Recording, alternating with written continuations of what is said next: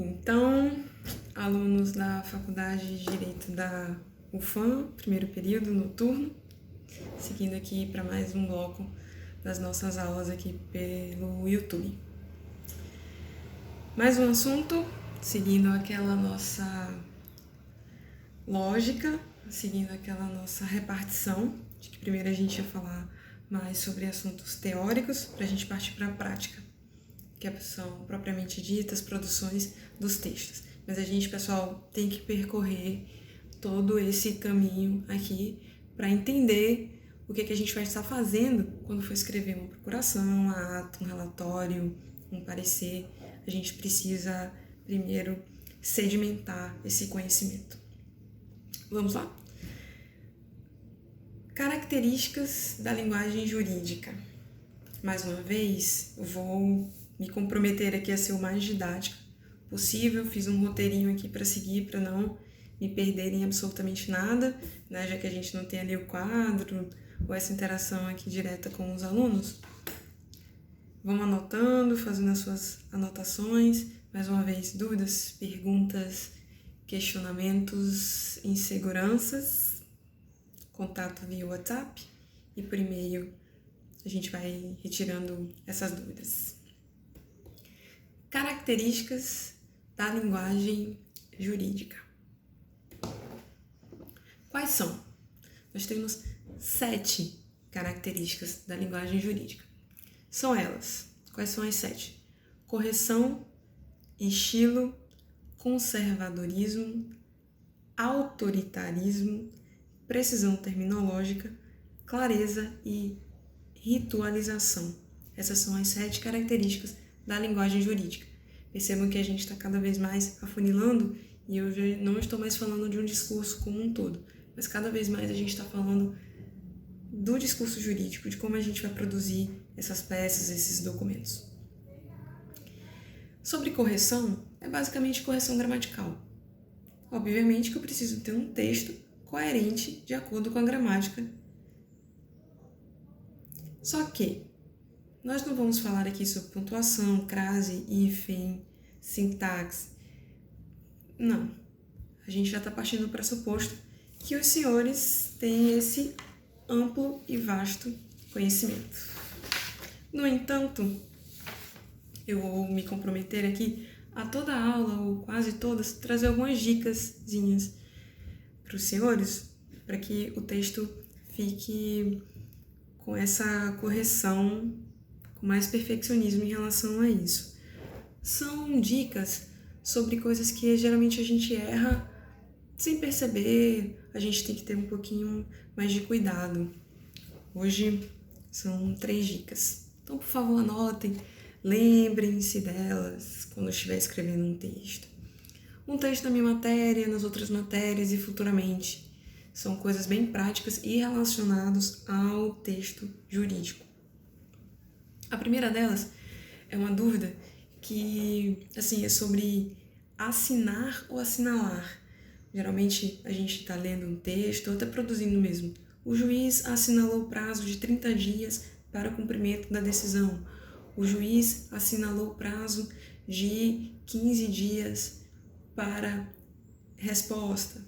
Errado. Não é correto falar assinalar.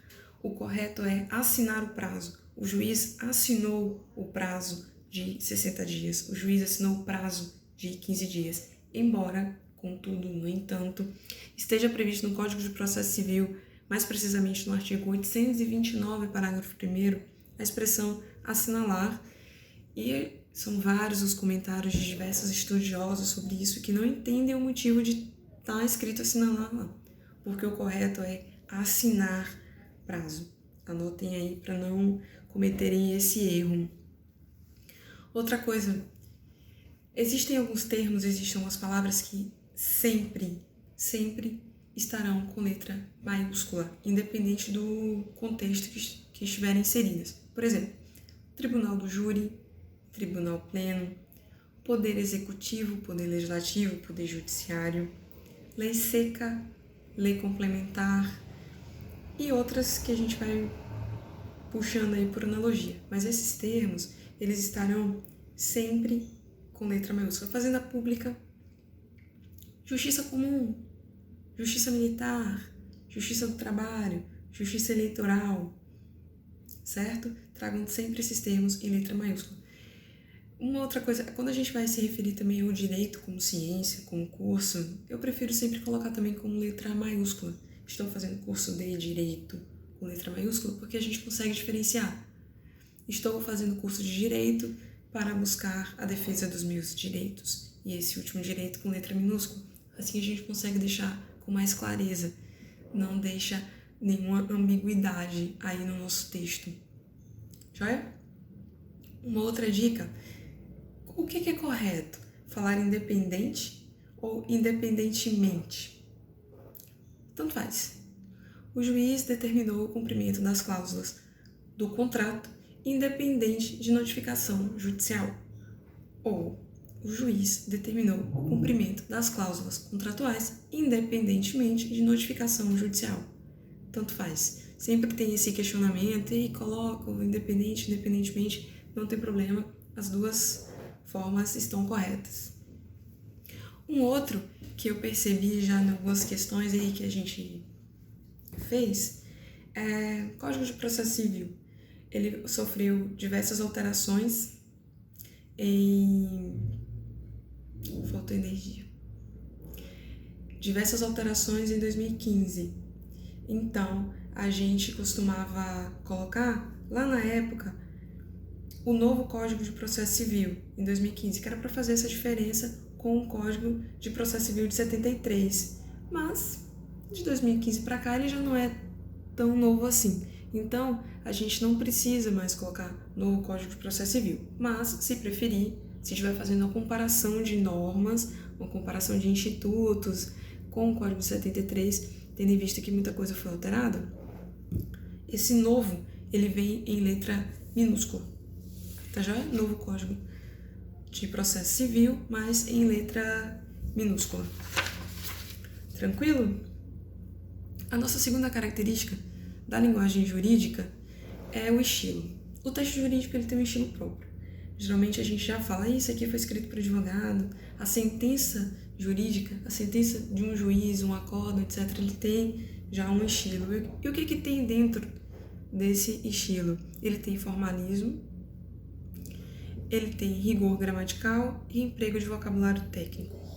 Formalismo, porque eu não posso, muitos responderam, inclusive acho que quase todos responderam que o nível correto de linguagem para usar nos textos jurídicos é o nível culto. Então eu me porto de uma maneira mais formal. Esse formalismo também faz a gente lembrar dos pronomes de tratamento. Vossa Excelência, o Senhor, Ilustríssimo, iremos estudar. Já fizeram essa pergunta para mim, já fizeram esse questionamento. Professor, a gente vai aprender? Vamos aprender, porque uma das peças que a gente vai tratar na nossa segunda etapa da nossa matéria é o endereçamento nas petições iniciais e a gente precisa saber como é que se porta, como é que a gente fala, certo? Então, prometo que uma aula vai ser sobre pronomes. Como é que pronomes de tratamento, como é que a gente vai se portar nisso, a gente usa bastante. Então, no discurso jurídico, no texto jurídico, é muito formal. Eu geralmente trato as pessoas assim. Até em audiências, etc., a gente vai se reportar ao juiz, a gente chama de excelência, a gente geralmente chama, se está conversando com algum ministro, chama de ministro, senhor. Isso é um formalismo, é um estilo, faz parte. É muito tradicional também. A gente encontra muito tradicionalismo no discurso jurídico, na linguagem jurídica. O que isso quer dizer? Muitas expressões, elas se tornaram corriqueiras. Eu não queria usar o nome corriqueira porque tem um tom mais tradicional mesmo. Por exemplo, meritíssimo juiz, egrégio, tribunal, nobre causídico, colenda, turma. É tradicional usar esses termos mais formais, mais rígidos, digamos assim, porque faz parte do estilo do discurso jurídico, tanto escrito quanto falado. No início pode parecer, não, como é que eu vou lembrar que eu tenho que me portar assim, ou eu tenho que me reportar desse jeito para um juiz, ou num tribunal, ou no meu texto. Isso vai cair aí no uso, na massa do sangue de todo mundo, porque a gente ouve muito e vai aprender a escrever, vai ser bem tranquilo essa parte. A professora, mas eu preciso usar mesmo? Faz parte do estilo. Não vai estar 100% errado, mas se usar, nossa, mas se eu colocar meritíssimo juiz, nobre causídico, isso não vai parecer demais, não vai parecer excesso? Não. Por que não vai parecer excesso? Porque nosso discurso ele está encharcado desse tradicionalismo. Eu não posso abrir mão da minha clareza, etc. Fazer com que seja um discurso altamente erudito, que eu só fale dessa forma. Mas nos pronomes de tratamento, etc., eu posso sim me portar desse jeito, usar. Inclusive, faz parte. O emprego do vocabulário técnico faz parte do rito, obviamente, o que significa que nós temos o juiz, a ciência jurídica, tem muitos termos técnicos e eu não posso abrir mão, às vezes, de usá-lo, porque eu não vou conseguir me expressar, não vou conseguir falar o que eu quero. Uso capião, as treintes ou até as expressões em latim. Eu posso falar uma coisa e tentar explicar se eu estiver falando com alguém leigo, mas numa comunicação entre duas pessoas da área jurídica vai existir esse discurso, esse diálogo encharcado de termos técnicos e não tem problema. Eu só tenho que lembrar que se eu estiver explicando com alguém fora dessa minha área, embora eu precise falar de algumas coisas técnicas, eu preciso me fazer entender. A terceira característica, o conservadorismo. Terceira característica, conservadorismo. Nosso direito, ele é uma herança do direito romano. Por conta disso, a gente tem muitas mesmo expressões em latim. Muitas delas traduzem institutos, como, por exemplo, habeas corpus, habeas data. Outras a gente usa para indicar determinadas palavras que nós poderíamos usar em português, mas a gente usa em latim porque virou corriqueiro. Por exemplo, álibi, data venia, quórum, são palavras em latim que a gente mantém por sermos conservadores. Então a gente não abriu mão dessa tradição, dessa herança recebida pelo direito romano, que teve uma incidência gigantesca para o nosso direito, para o ordenamento jurídico brasileiro e muitos ocidentais também. Então a gente conserva, a gente tem... Dá para perceber que são interligados, né? São características interligadas. A partir do momento que o meu estilo é mais tradicional, significa que eu tenho também um conservadorismo. Então não é nada muito compartimentado, a gente consegue puxar uma coisa através da outra. Uma quarta característica do discurso da linguagem jurídica é o autoritarismo. Sentenças judiciais são autoritárias. A gente usa muito o verbo imperativo. Execute-se, cumpra-se, sob as penas da lei. Não tem isso? É um mandamento. Que sejam revogadas todas as disposições em contrário, quando uma lei nova surge e não pode ser incompatível com uma outra do ordenamento. Então ela diz que tudo que for contrário a ela seja revogado. É um autoritarismo. E se não fosse assim, não seriam cumpridas, não é mesmo? Talvez se os discursos jurídicos, se as peças jurídicas, se os documentos não tivessem esse tom imperativo, talvez não fossem tão eficazes. A gente vai aprender também a ter esse tom mais incisivo de falar, porque é normal, a gente determina. A lei, ela é obrigatória. Isso acontece muito nos textos legislativos. A lei é obrigatória para todos. O juiz, ele não simplesmente fala, ele prescreve, ele determina, ele dita um comportamento. Para fazer, ele dita aquilo que não pode ser feito. Então, quarta característica, autoritarismo. Precisão terminológica. Como eu disse, a gente tem muitos termos técnicos e que o nosso diálogo com outras pessoas do ramo jurídico, etc., vai ter termos técnicos, não tem como, porque senão eu não vou me fazer entender, certo? Como eu disse, eu preciso identificar quem é o receptor da minha mensagem. Se eu estou escrevendo ou se eu estou falando com alguém para uma plateia, se eu estou falando para uma plateia de pessoas que não são juristas, não são operadores da ciência do direito, eu preciso me fazer entender. Eu posso falar o termo técnico seguido de um conceito, seguido de um exemplo, mas os termos técnicos, eles não podem deixar de existir. Só que alguns termos técnicos causam algumas confusões e é normal.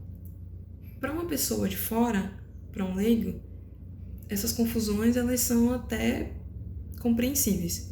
Para nós, e já desde então, estudantes de direito, que seja do primeiro semestre, etc., isso não pode acontecer. A gente tem que se policiar bastante para falar da maneira correta.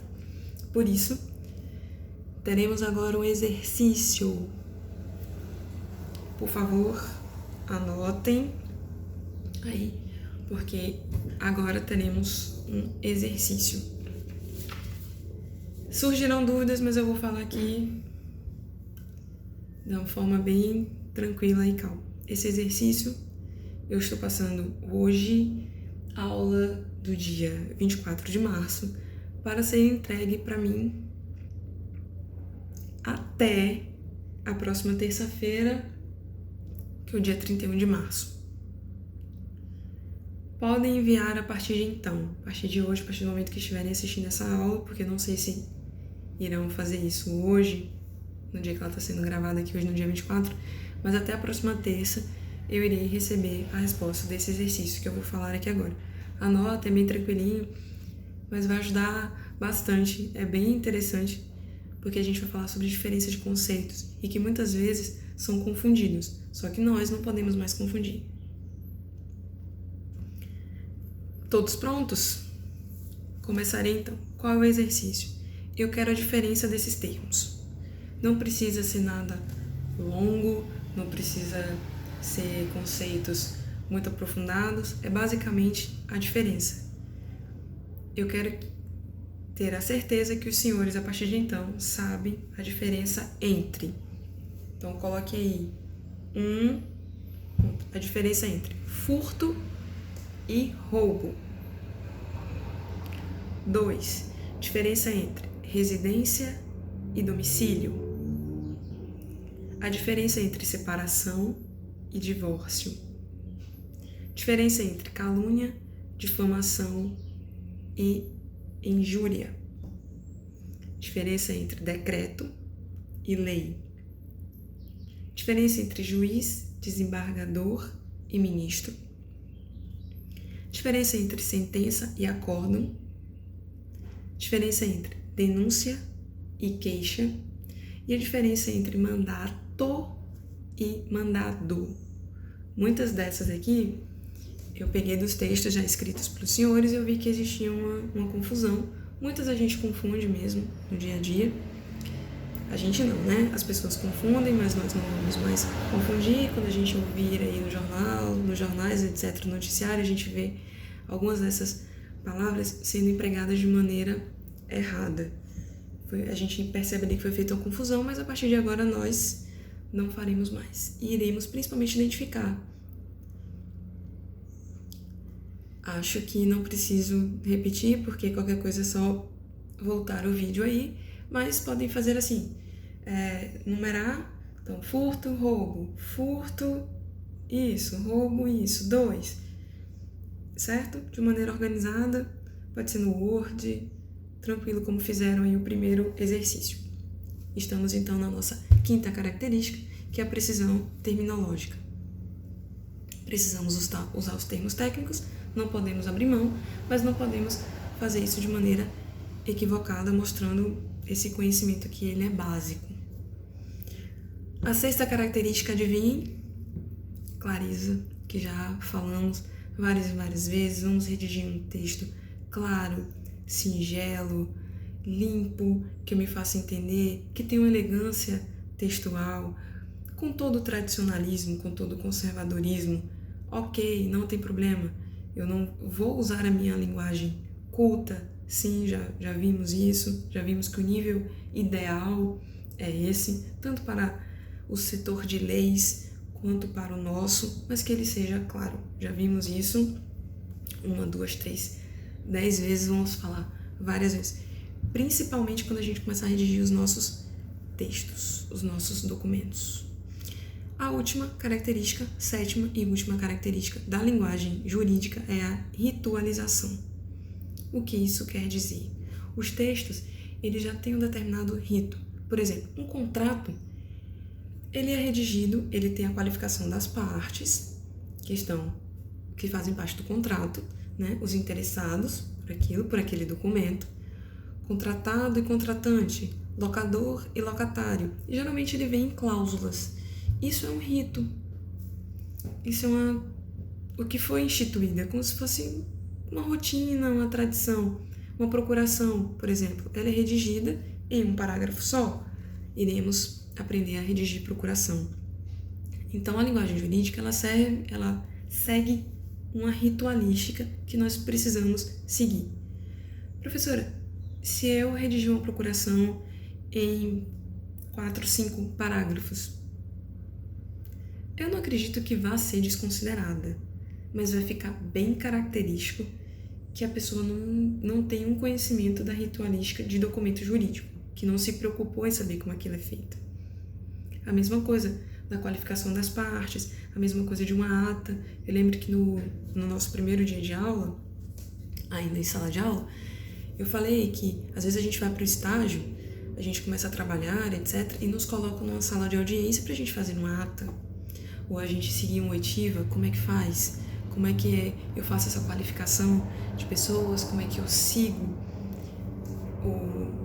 a ritualística, por exemplo, de uma oitiva, aquela formalidade de perguntado se tem conhecimento dos fatos tratados no documental, respondido. É comum essa forma de redigir, ela é comum. Como é que é feito um parecer, como é que eu começo um relatório, a síntese dos fatos. Então a gente segue uma ritualística. E os documentos, eles serão muito parecidos. Então o meu relatório vai ser parecido com o seu, o meu parecer vai ser parecido com o seu. A nossa procuração, embora com o conteúdo diferente, vai ser redigido com o mesmo rito, da mesma forma. E a gente vai aprender, daqui a pouco, a gente vai aprender a fazê-los. E a gente vai se sentir bem mais seguro de partir para um estágio, ou nas próximas matérias, redigir as questões já com esse embasamento. Então, mais um assunto. Façam a questão aí de diferença, entendam, não cometam mais essa confusão se por acaso ainda não tenham esse conhecimento da diferença. A partir de então, eu tenho certeza que já vão dominar isso aí. Tá joia? Bons estudos a todos!